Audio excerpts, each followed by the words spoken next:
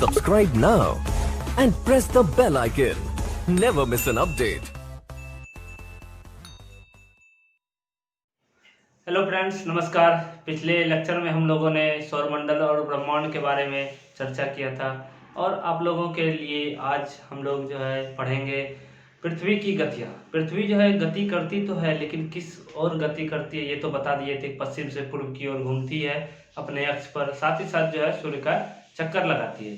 लेकिन यह जो घूमती है, यह जो चक्कर लगाती है, इससे जो हमारे दैनिक जीवन पर क्या प्रभाव पड़ता है, इनके बारे में आज हम चर्चा करते हैं कि पृथ्वी जो है, पृथ्वी की गतियां जो है कितने प्रकार की है और कौन कौन सी गति जो है किस रूप में वो हमारे जीवन पर प्रभाव डालती है। तो देखते हैं हम पृथ्वी की गतियां कितनी होती है। पृथ्वी की दो गतियां होती है, एक होती है घूर्णन गति और एक होती है परिक्रमण गति। घूर्णन गति वह गति होती है जो अपने अक्ष पर घूमती है, अर्थात लट्टू के आकार, जैसे लट्टू घूमती है उस तरह एक ही बिंदु पर जो है वह घूमते रहती है, उसे कहते हैं घूर्णन गति, जिसे हम दैनिक गति भी बोलते हैं। ठीक है। और परिक्रमण गति उसको बोलते हैं, वैसी गति होती है जो सूर्य के चारों ओर चक्कर लगाती है। सूर्य के चारों ओर एक अंडाकार पथ होता है जो कि पृथ्वी जो है उसके चारों ओर चक्कर लगाती है। तो वह कितने समय में लगाती है इसके बारे में भी जानेंगे, और चक्कर लगाने से जो है हमारे दैनिक जीवन पर, हमारे पृथ्वी पर जो है क्या प्रभाव डालता है, इसके बारे में भी आज चर्चा करते हैं। तो अच्छे से देखिएगा लेक्चर, जो है पूरा लेक्चर देखिएगा, तभी आप जो है अच्छी तरह से समझ पाइएगा कि जो है पृथ्वी जो गति करती है इससे जो है हमारे जीवन पर क्या प्रभाव पड़ता है। ठीक है। पृथ्वी की गतियां, पृथ्वी की गतियां के बारे में आज हम लोग चर्चा करेंगे। पृथ्वी की कितनी गतियां हैं? पृथ्वी की दो गतियां हैं। कौन कौन सी? एक घूर्णन गति या जिसे बोलते हैं दैनिक गति, और एक है परिक्रमण गति या फिर वार्षिक गति। एक जिसे घूर्णन गति को और भी बोल सकते हैं, इसे परिभ्रमण गति भी बोला जाता है। इसे परिभ्रमण गति और एक परिक्रमण गति, दोनों अलग अलग होते हैं। अब घूर्णन गति होता क्या है? घूर्णन गति वैसी गति होती है जो अपने अक्ष पर, जैसे लट्टू घूमती है उस तरह जो है घूमती है, उसे ही हम क्या कहते हैं, अपने अक्ष पर जो पृथ्वी घूमती है उसे ही हम क्या कहते हैं, घूर्णन गति कहते हैं। जैसे पृथ्वी हमेशा जो है पश्चिम से पूर्व की ओर घूमती रहती है, पश्चिम से हमेशा जो है, जैसे ये पृथ्वी है,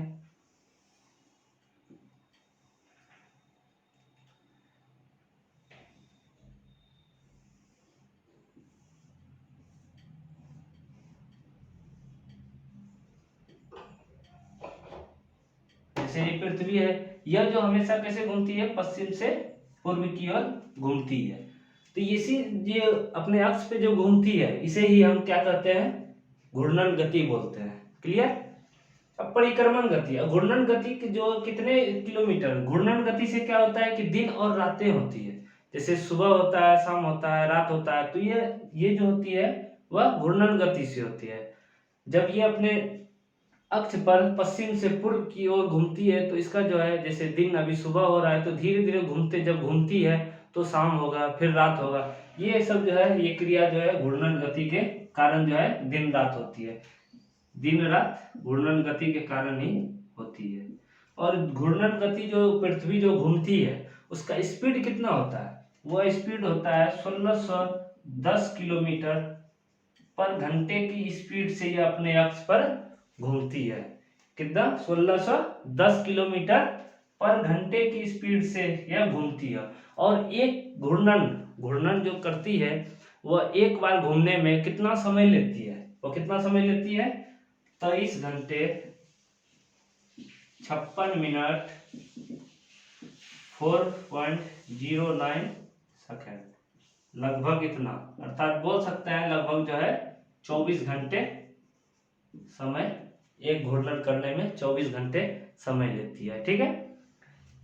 परिक्रमण गति, परिक्रमण गति किसे कहते हैं? पृथ्वी अपने अक्ष पर घूमने के साथ साथ सूर्य के चारों ओर दीर्घवृत्ताकार पथ पर परिक्रमा करती है, उसे हम क्या कहते हैं, परिक्रमण गति कहते हैं। जैसे समझाते हैं, जैसे ये सूर्य है, ये इसका अंडाकार पथ है,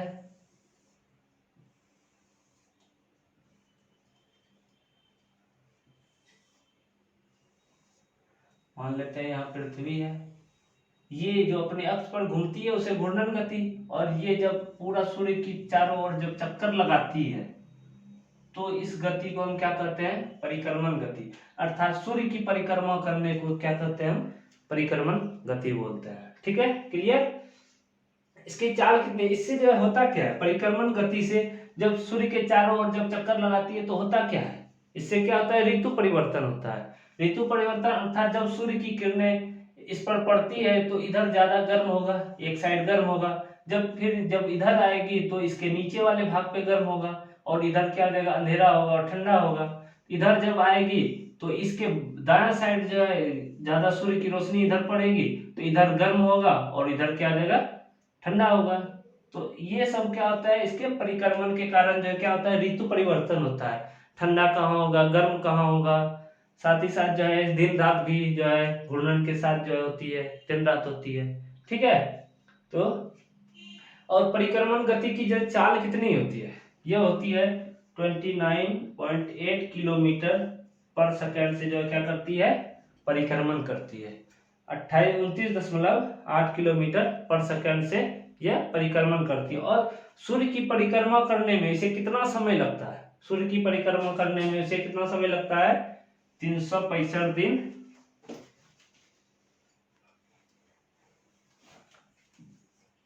365 डेज एंड 6 आवर, लगभग 365 दिन 6 घंटे। ऐसे काउंट किया जाता है, हर साल का जो है एक बार करने में 365 दिन, ये 6 घंटे जो है बचा करके मतलब जमा करके रखा जाता है, ताकि जो है 4 वर्षों के बाद 4 वर्षों पे जो है लिप ईयर करके इसको जो है, अगर 4 वर्ष में तो 6 के 24 हो जाता है, तो 1 डे क्या हो जाता है, ऐड हो जाता है। यही फरवरी के 29 दिन के हो जाते हैं। ठीक है, क्लियर। आप लोगों ने इतना समझ लिया होगा घूर्णन गति और परिक्रमण गति के बारे में, कोई इसमें दिक्कत नहीं होना चाहिए। तो आगे हम चर्चा करते हैं कि जो है सूर्य की किरणें जो है कब जो है दिन जो है बड़ा होता है, कब रातें छोटी होती है, और कब दिन और रातें जो बराबर होती है, इनके बारे में चर्चा करेंगे और अच्छे तरीके से समझ पाएंगे कि कहाँ दिन बड़ा होता है, कहाँ दिन छोटा होता है, और कैसे दिन जो है बड़ा और छोटा होता है, इनके बारे में हम आगे चर्चा करते हैं। क्लियर। तो इस डायग्राम से हम समझेंगे कि जो है दिन और रातें जो है छोटी बड़ी कैसे होती है, और साथ ही साथ ऋतु परिवर्तन जो है कैसे होती है। तो सबसे पहले इन डायग्राम को समझ लेते हैं, तभी आप जो है अच्छी तरह से समझ पाएंगे कि जो है दिन और रातें कैसी होती है, और साथ ही साथ जो है ऋतु परिवर्तन कैसे होती है।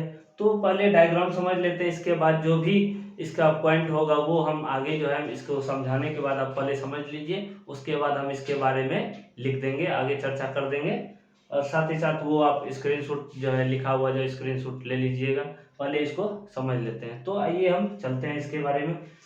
तो सबसे नजदीक जो है पृथ्वी जब सबसे सूर्य के सबसे नजदीक होती है, जो अत्यधिक पास में होती है, तो उसे हम क्या करते हैं, सबसे पास में कब होती है, 3 जनवरी को सबसे पास होती है, उसे हम क्या कहते हैं, उपसौर कहते हैं। जब पृथ्वी जो है सूर्य के सबसे अधिक पास होती है तो उसे हम क्या कहते हैं, उपसौर कहते हैं। यह कितना डिस्टेंस जो है, यह सबसे जब नजदीक होती है, पृथ्वी जब सूर्य के सबसे नजदीक होती है, तब उस समय उसकी दूरी क्या होती है, तो उस समय दूरी उसकी होती है 14.70 करोड़ किलोमीटर। ठीक है, जब सूर्य जो है पृथ्वी जो है सूर्य से सबसे अधिक नजदीक होती है, तब उसे हम क्या कहते हैं, उपसौर कहते हैं। और यह कब होता है, यह 3 जनवरी को जो है सूर्य और पृथ्वी दोनों जो है नजदीक हो जाती है, मतलब पृथ्वी जो है सूर्य की ओर नजदीक हो जाती है। ठीक है, तो उसे हम क्या कहते हैं, उपसौर कहते हैं। और यह दूरी जो होता है वह कितना होता है, 14.70 करोड़ किलोमीटर। ठीक है, जब दूर होती है, अब नजदीक है तो ये अंडाकार पथ है, अंडाकार पथ में जो है एक समय नजदीक होगा तो एक समय क्या होगा, दूर होगा। जब नजदीक होगा या पास होगा सूर्य के तो उसे हम उपसौर कहते हैं, जब दूर होगा तो उसे हम क्या कहेंगे, उसे हम अपसौर कहेंगे। क्या कहेंगे, अपसौर कहेंगे। और यह अपसौर कब होता है, यह 4 जुलाई को पृथ्वी जो है सूर्य से दूर आ जाती है। यह कब आती है, 4 जुलाई को। यह दूरी कितना होती है, 15.7 करोड़ किलोमीटर। 15.21 करोड़ किलोमीटर जो है ये जब दूर होती है तो इसके डिस्टेंस जो है होती है 15.21 करोड़ किलोमीटर। और जब जब उपसौर और अपसौर को जब एक काल्पनिक रेखा जब सूर्य के केंद्र से जब मिल करके आती है तो उसे हम क्या कहते हैं, एप्साइड रेखा बोलते हैं। क्या बोलते हैं उसे, एप्साइड रेखा। वैसी रेखा जो जब पृथ्वी दूर होती है और नजदीक अर्थात उपसौरिक और अपसौरिक को मिलाने वाली काल्पनिक रेखा जो सूर्य के केंद्र से होकर गुजरती है उसे हम क्या कहते हैं, एप्साइड रेखा कहते हैं। ठीक है, क्लियर। उपसौर समझ लिए होंगे, अपसौर भी समझ लिए होंगे कि दोनों जो है कब होता है और किस तिथि को जो उपसौर होता है और किस तिथि को अपसौर होता है, और इसका डिस्टेंस जो है, ये सब जो है समझने लायक क्वेश्चन है। साथ ही साथ ये एग्जाम में भी पूछा जाता है, तो इसको पहले समझ लीजिए और साथ ही साथ जो है इसको याद भी रख लीजिए। तो ऐसे समझ कर भी याद कर सकते हैं। ठीक है, ये तो समझ लिए उपसौर और अपसौर। अब हम चलते हैं कि जो है दिन जो है बड़ी कैसे होती है, रातें कैसे छोटी होती है, साथ ही साथ ऋतु परिवर्तन कैसे होते हैं कि गर्मी जो है किस तिथि को या वो गोलार्ध में, किस गोलार्ध में गर्म होंगे, किस गोलार्ध में जो है ठंडी होंगे, इनके बारे में भी हम चर्चा करते हैं। ठीक है,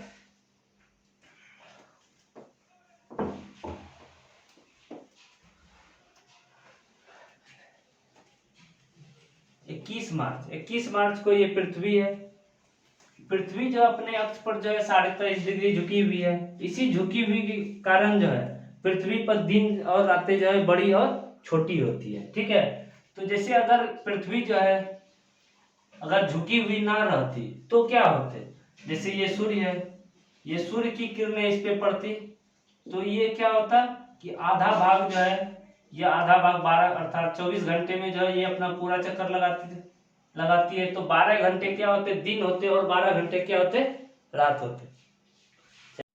तो हम जान लिए कि अगर पृथ्वी अगर झुकी हुई नहीं रहती है तो जो है 12 घंटे दिन होते हैं और 12 घंटे रात होगी। और अब जानते हैं कि अगर पृथ्वी जो जब झुकी हुई है तो जो है दिन और रातें जो है बड़ी और छोटी कैसे होती है। ठीक है, तो हम जानते हैं पर 21 मार्च को क्या होता है कि जो है सूर्य की किरणें जो है विषुवत रेखा पर, ये विषुवत रेखा है, इस पर जो है लंबवत पड़ती है। तो जब विषुवत रेखा पर लंबवत पड़ती है तो इसमें क्या होते हैं कि 12 घंटे की दिन होते हैं और 12 घंटे की रात होती है। जैसे हम देख सकते हैं, इसमें देखेंगे ये पृथ्वी है, ये सूर्य है, मान लेते हैं ये सूर्य है।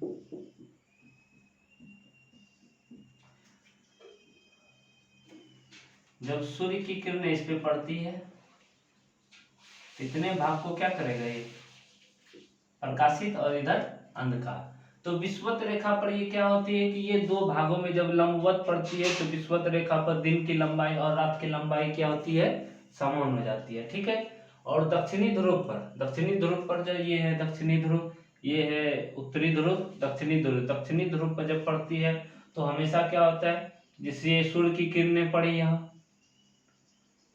इतने भागों को तो प्रकाशित कर रही है, ये विषुवत रेखा पर क्या हो रही है, लंबवत पड़ रही है। तो दो ऐसे दिन है 21 मार्च और जो है 23 सितंबर, दो ऐसे दिन है जहां दिन और रातें क्या होती है, बराबर होती है। इस पर भी विषुवत रेखा पर जो है ये लंबवत आके गिरती है।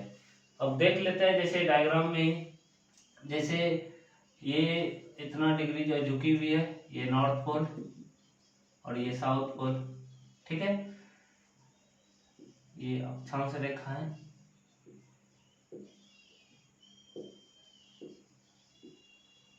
ठीक है, तो आप देख रहे हैं कि ये विषुवत रेखा है।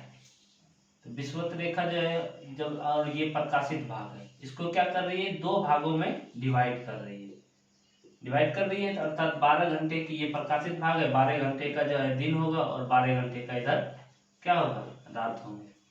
क्लियर। उसी तरह ये 23 सितंबर का दिन है, 23 सितंबर का दिन में भी उसी तरह से इसमें क्या होगा कि उत्तरी भाग, इसमें दक्षिणी गोलार्ध जो है प्रकाशित होगा, इधर जो है उत्तरी भाग जो है उत्तरी गोलार्ध प्रकाशित होगा। गोलार्ध मतलब क्या होता है, गोले का आधा भाग, उसे ही कहते हैं गोलार्ध कहते हैं। जैसे ये पृथ्वी है, ये पृथ्वी,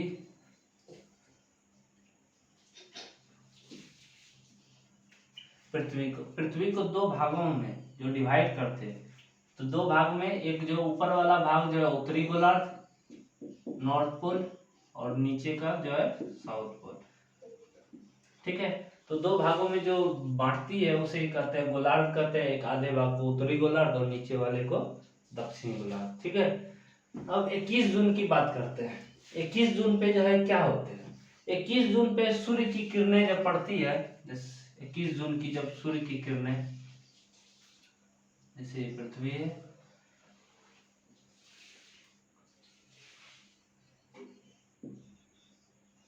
ठीक है, सूर्य की किरणें पड़ी, सूर्य की किरणें 21 जून को जो है सूर्य की लंबवत किरणें जो है किस पे पड़ती है, कर्क रेखा पर पड़ती है।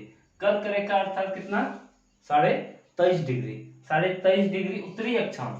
और अगर 22 दिसंबर की बात करें तो जो है 22 दिसंबर को सूर्य की किरणें जो है मकर रेखा पर पड़ती है। मकर रेखा अर्थात जो है 23.5 डिग्री दक्षिणी गोलार्ध पर पड़ती है। तो ठीक है, तो और 0 डिग्री पे क्या होता है, विषुवत रेखा, जिसे भूमध्य रेखा भी बोल सकते हैं।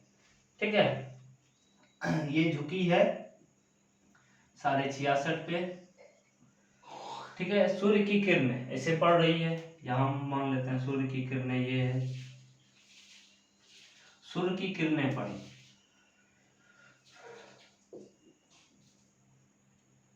सूर्य की किरणें पड़ी, तो आधे भाग को, आधा भाग ये हो गया,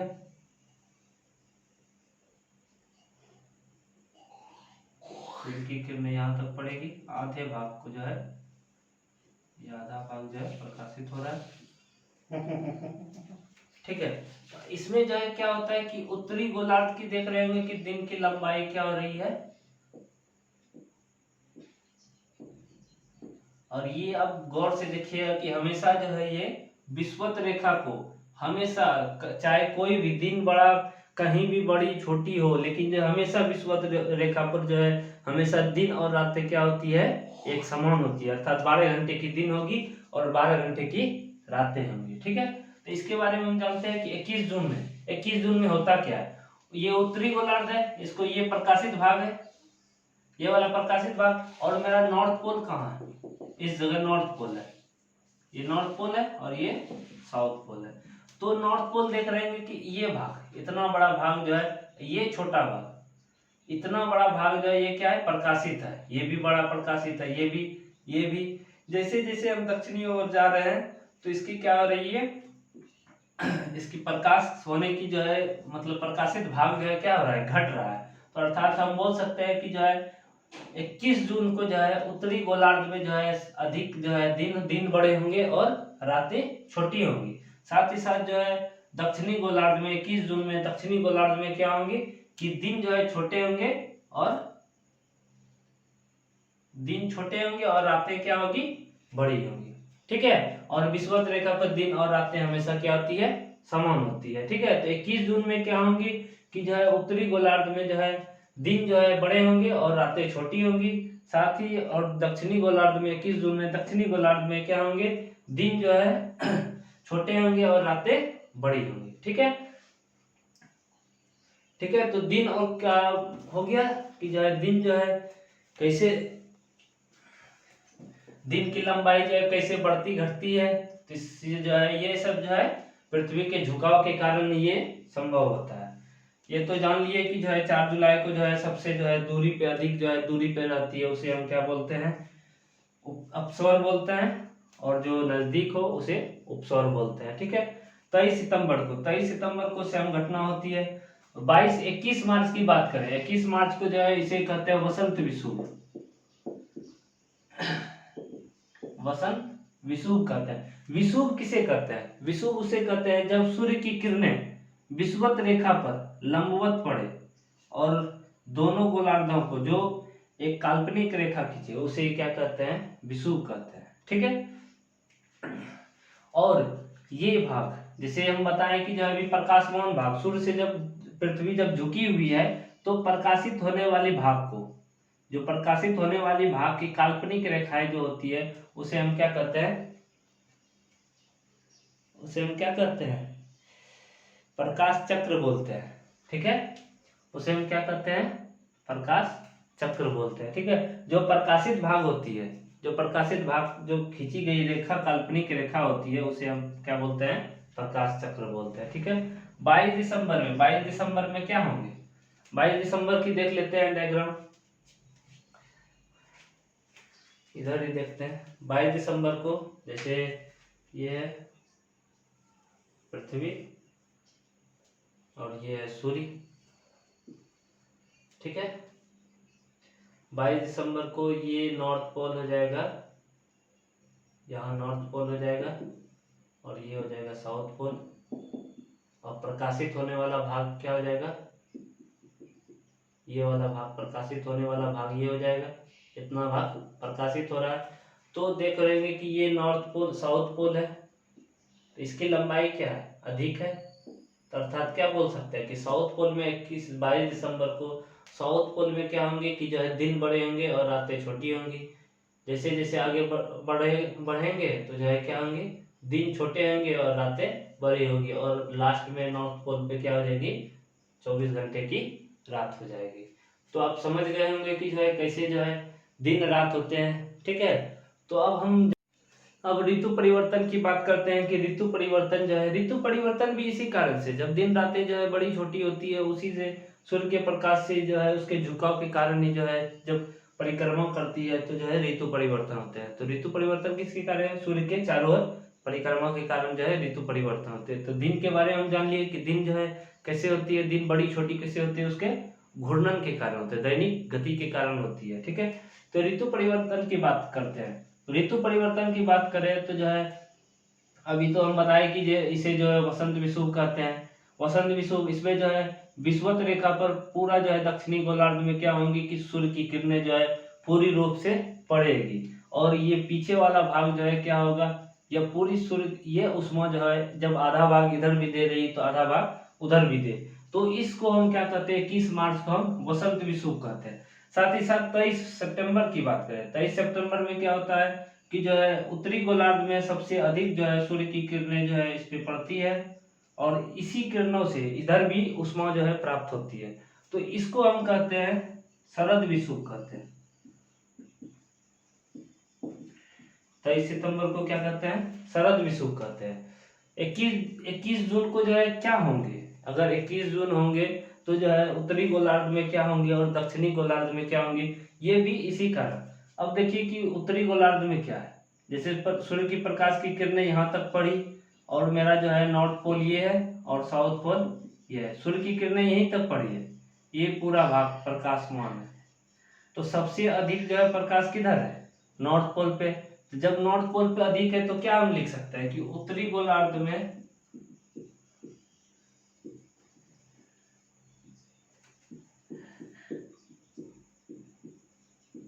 उत्तरी गोलार्ध पर गर्मी होगा, या फिर ग्रीष्म ऋतु, गर्मी या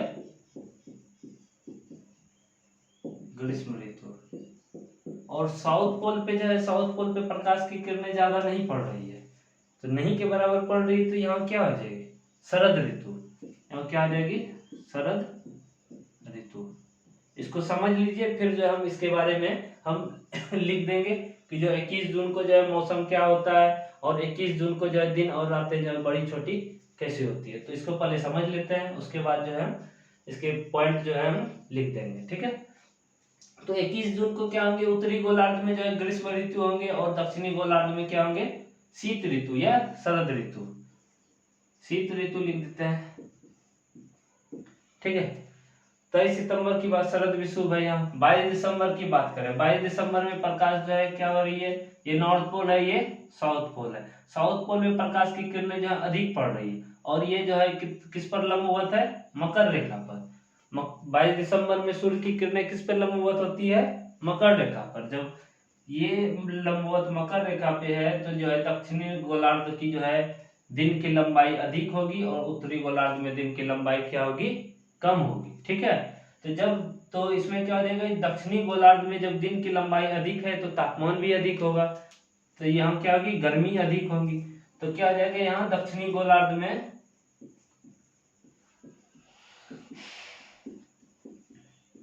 22 दिसंबर को दक्षिणी गोलार्ध पर क्या होगी, ग्रीष्म ऋतु होंगी।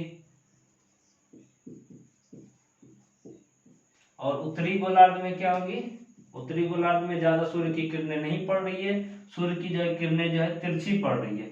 जब तिरछी पड़ेंगी तो जो है सूर्य का जो है कुछ ही जो है तापमान जो है ज्यादा नहीं जा पाएगा, तो जो है वहां क्या होगी, ज्यादा तापमान नहीं रहने के कारण वहां जो है शीत ऋतु हो जाए। तो दक्षिणी उत्तरी गोलार्ध पर शीत ऋतु, ठीक है। तो समझ लिए कि जो है कहाँ जो है 21 जून को जो है किस गोलार्ध पे जो है गर्मी कहाँ होंगी और शीत कहाँ होंगी, और जो है 22 दिसंबर को जो है किस गोलार्ध पर जो है ग्रीष्म ऋतु होंगी और जो है किस पर जो है शीत ऋतु होंगी। साथ ही शरद विषुव के बारे में जान लिए, पूछा जाता है क्वेश्चन की जो है किस तिथि को शरद विषुव मनाया जाता है, तो क्या बोलेंगे 23 सितंबर को, और वसंत विषुव 21 मार्च को। इसका जो पॉइंट अब फिर से पॉइंट की ओर ले चलते हैं कि जो है उपसौर, जिसे हम क्या बोलते हैं, एफेलियन बोलते हैं, एफेलियन। अपसौर हम बता दिए कि अपसौर क्या होता है, एफेलियन। अपसौर बताए थे कि जो अभी डिस्कस किए थे अपसौर के बारे में कि जो है जब पृथ्वी जो है सूर्य से सबसे अधिक दूर होती है तो उसे हम क्या बोलते हैं, अपसौर बोलते हैं, ठीक है। तो वही हम लिखे, पृथ्वी अपनी अंडाकार कक्षा में सूर्य की परिक्रमा अवधि के क्रम में सूर्य से सबसे अधिक दूरी की स्थिति को क्या बोलते हैं, अपसौर कहते हैं। यह कब होता है, यह 4 जुलाई को होता है, ठीक है। सूर्य से पृथ्वी की दूरी इस समय कितनी हो जाती है, 15.21 करोड़ किलोमीटर होती है, जैसा कि हमने चर्चा किया था, ठीक है। अपसौर के बारे में पूछा जाता है क्वेश्चन की जो है सूर्य से पृथ्वी की जब दूरी अधिकतम होती है तो उसे हम क्या बोलते हैं, उसे हम क्या बोलते हैं, अपसौर, जिसे बोलते हैं इंग्लिश में एफेलियन। ऐसा ऑप्शन भी आता है कि अपसौर नहीं आएगा और एफेलियन आ जाएगा, ठीक है, एफेलियन आ जाएगा, तो फिर आप जो है इसको चूज कर सकते हैं। तो इसको अच्छी तरह से याद कर ले कि अपसौर का जो है एफेलियन होता है, ठीक है। अब उपसौर की बात करें, उपसौर क्या होता है कि जब पृथ्वी जो है सूर्य के एकदम नजदीक हो जाती है, जब अंडाकार पथ पर जो है एक समय ऐसा होता है कि जब पृथ्वी जो है सूर्य के एकदम नजदीक आ जाती है तो उसे हम क्या बोलते हैं, उपसौर बोलते हैं, उसे हम क्या बोलते हैं, पेरिहेलियन भी बोलते हैं, ठीक है। वही लिखे हम, पृथ्वी द्वारा सूर्य की परिक्रमा की अवधि के क्रम में सूर्य से नजदीक की स्थिति को हम क्या बोलते हैं, उपसौर कहते हैं, ठीक है। ये कब होती है, 3 जनवरी को। कब होती है, उपसौर की घटना कब होती है, 3 जनवरी को। ये सब जो इंपॉर्टेंट है, क्वेश्चन याद रखने लायक क्वेश्चन है, ये सब एग्जाम में पूछा जाता है। 3 जनवरी को कौन सी घटना होती है, उपसौर की, ठीक है। तथा इसके बीच की दूरी कितनी, जब सूर्य और सूर्य के जब नजदीक हो जाती है पृथ्वी तब उसकी दूरी कितनी हो जाती है, 14.70 करोड़ किलोमीटर, ठीक है। और जब ये अपसौर और उपसौर, जब सूर्य पृथ्वी जो है दूर और नजदीक, जब दोनों जो है एक रेखा, काल्पनिक रेखा जब सूर्य के केंद्र से होकर गुजरती है तो उसे हम क्या बोलते हैं, हम चर्चा भी किए थे, उसे एप्साइड रेखा बोलते हैं, ठीक है। वही लिखे, उपसौरिक तथा अपसौरिक को मिलाने वाली काल्पनिक रेखा को हम क्या बोलते हैं, एप्साइड रेखा। और यह रेखा जो है सूर्य के केंद्र से होकर गुजरती है, ठीक है। क्लियर, इतना तो समझ लिए।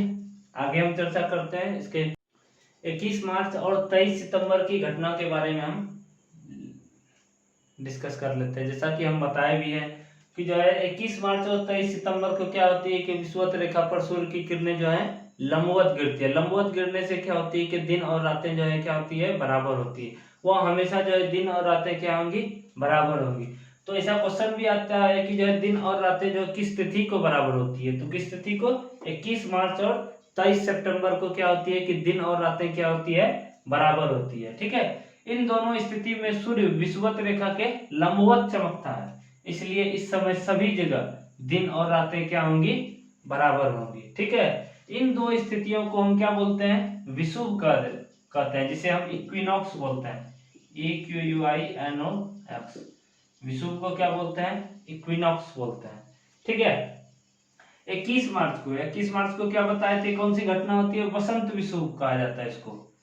क्या कहा जाता है, 21 मार्च को वसंत विषुव कहा जाता है। और 23 सितंबर को क्या कहा जाता है, शरद विषुव कहा जाता है, ठीक है। डिस्कस भी किए थे हम, ठीक है। कुछ नोट है, इंपॉर्टेंट है। अंटार्कटिका में 6 महीने दिन होती है और 6 महीने रातें होती है, ठीक है। अंटार्कटिका आप जब एटलस में देखेंगे कि जो अंटार्कटिका किस जगह है, तो फिर उससे पता चलेगा कि जो आपको जो है 6 महीने जो है दिन कैसे होंगे, 6 महीने रातें कैसे हो। तो आप इसको देखिए, तब उसके बाद कमेंट करके हमको बताइएगा, ठीक है। और यहाँ केवल जो है दो मौसम, सर्दी और गर्मी होती है, ठीक है। तो अंटार्कटिका में सर्दी और गर्मी केवल दो ही ऋतु होती है, ठीक है। और यहाँ जो है 6 महीने दिन और 6 महीने रात होती है। 21 जून के बारे में हम चर्चा करते हैं। 21 जून इस तिथि को उत्तरी गोलार्ध में सूर्य की तरफ झुका हुआ है।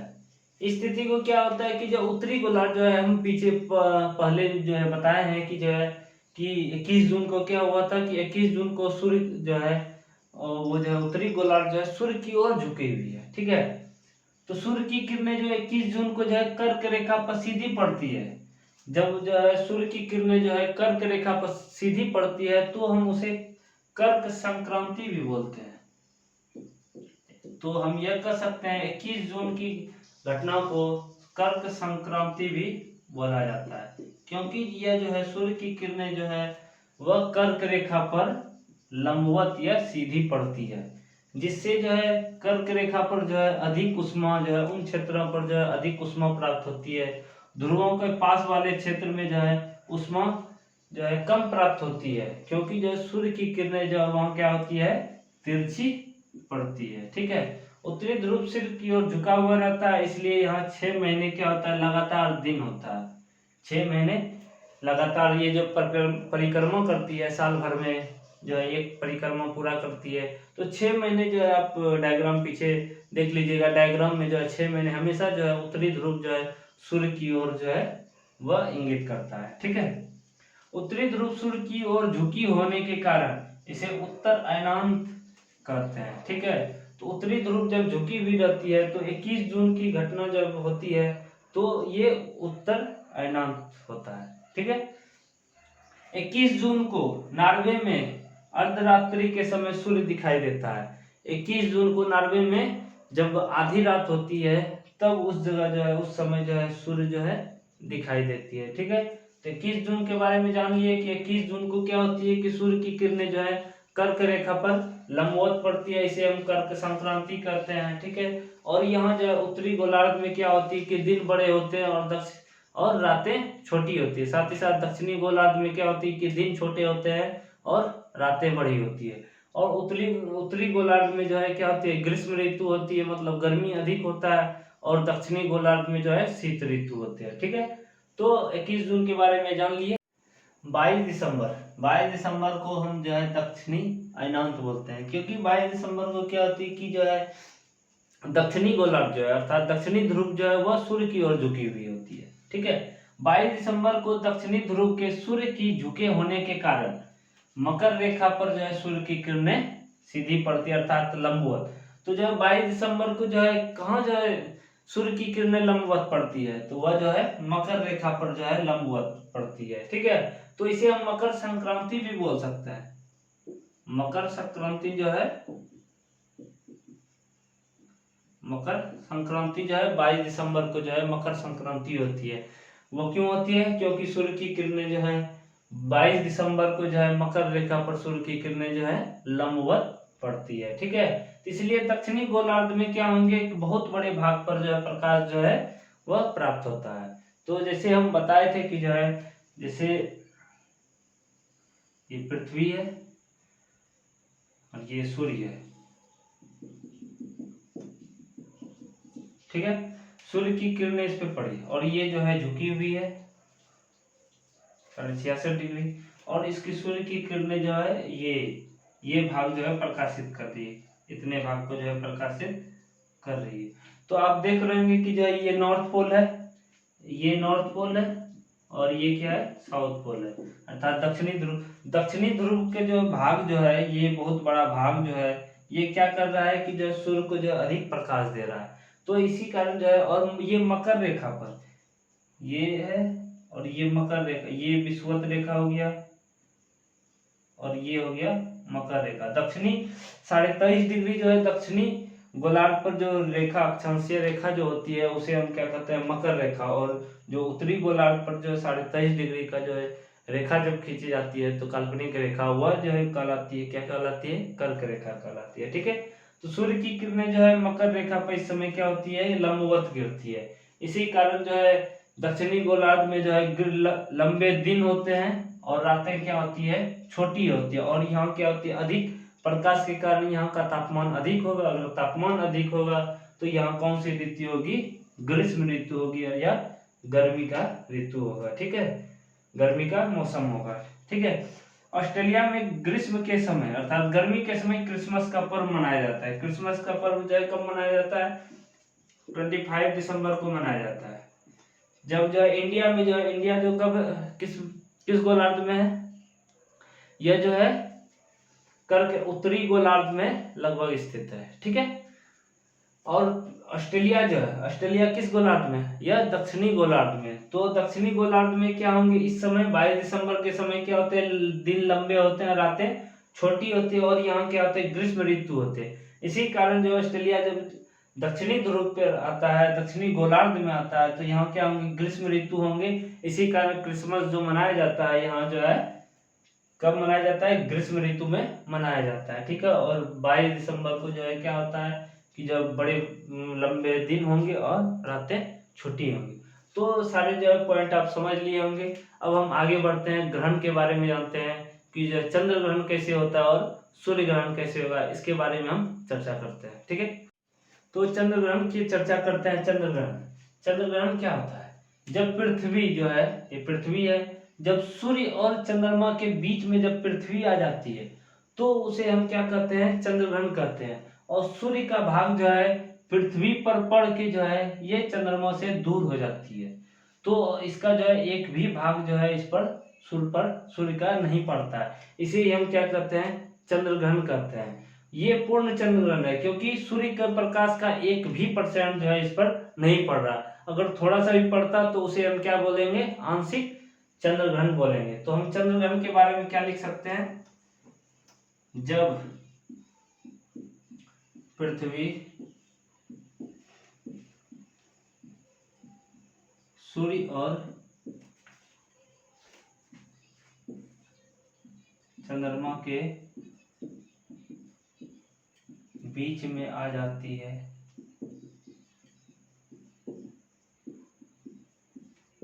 तब चंद्र ग्रहण की घटना घटित होती है।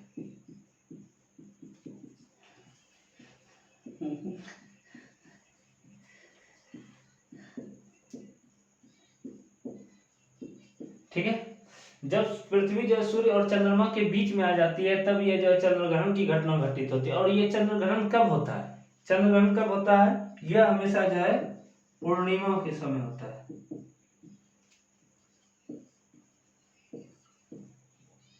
हमेशा पूर्णिमा की रात्रि को जो है क्या होता है, चंद्र ग्रहण होता है।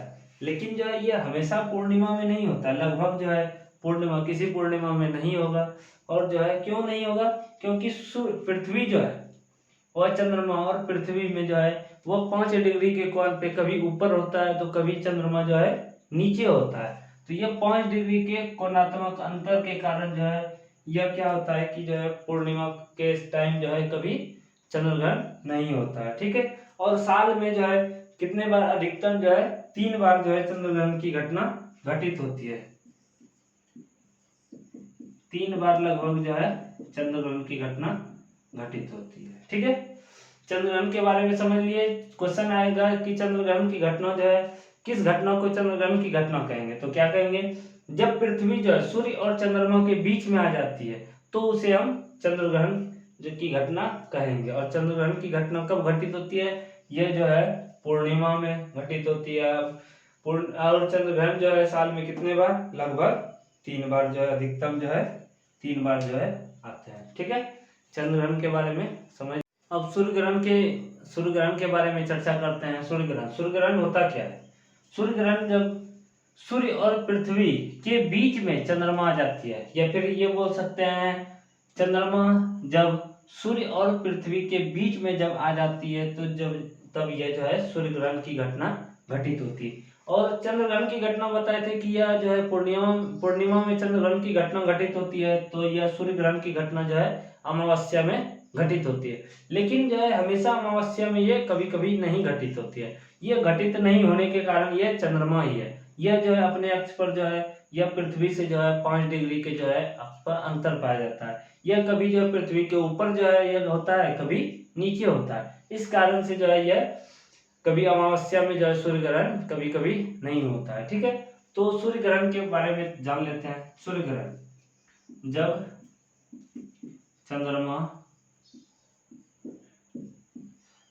चंद्रमा सूर्य और पृथ्वी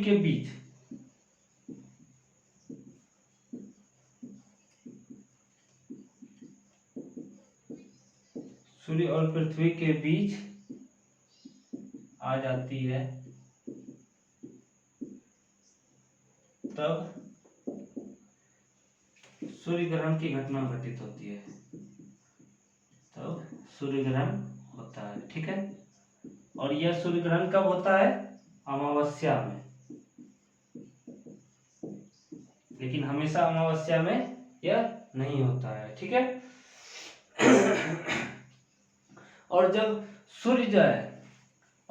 सूर्य की किरणें जब चंद्रमा पर पड़ती है तो जो है कुछ भाग जो है, जैसे यहाँ अगर यहाँ कोई आदमी रहेगा यहाँ देखने वाला, तो उसको जो है सूर्य जो हमेशा क्या होगा? ढका हुआ। ठीक है, तो जब सूर्य ग्रहण होता है, जब पूर्ण सूर्य ग्रहण होता है, तो जो है डायमंड ऑफ रिंग भी कहा जाता है इसको। पूर्ण सूर्य ग्रहण को क्या कहा जाता है? Diamond of ring. Diamond of ring कब कहा जाता है? पूर्ण सूर्य ग्रहण जब होता है।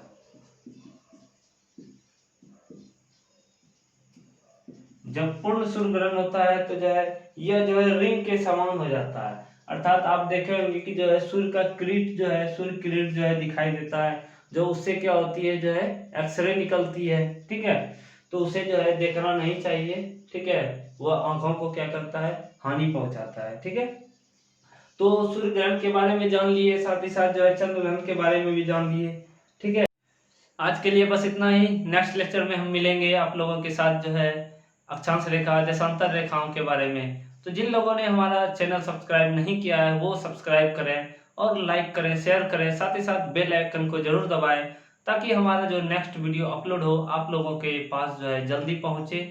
नोटिफिकेशन के रूप में आप उसका जो है उस वीडियो का लाभ जो है जल्दी उठा सके। धन्यवाद।